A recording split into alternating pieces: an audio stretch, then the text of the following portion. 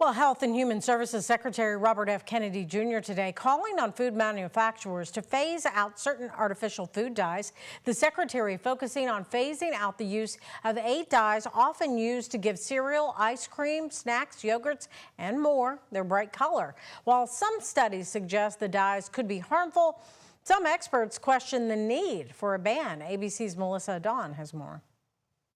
Cereals, candy, and drinks, artificial dyes are often used to make them those bright colors. But now, Health and Human Services Secretary Robert F. Kennedy Jr. is moving to get them out of the food supply. For the last 50 years, American children have increasingly been living in a toxic soup of synthetic chemicals.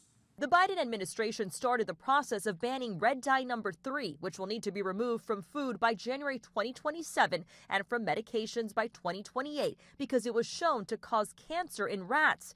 HHS calling on food manufacturers to phase out the 8 remaining artificial dyes. The dyes are often found in cereal, ice cream, snacks, baked goods, beverages, and more. Kennedy setting a 2-year timeline for food companies and also announcing the approval of additional natural dyes. It is not yet clear how Kennedy will enforce the ban or implement the new changes.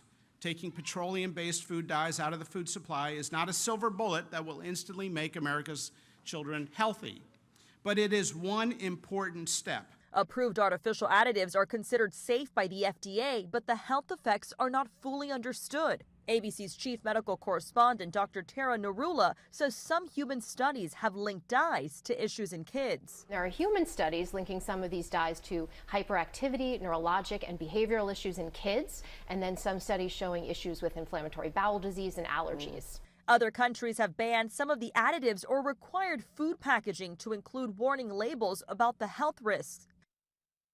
Both West Virginia and California have passed laws to ban a handful of food dyes from school lunches. Environmental Working Group and advocacy organization says 26 other states are considering doing the same. Melissa Dawn, ABC News, Los Angeles.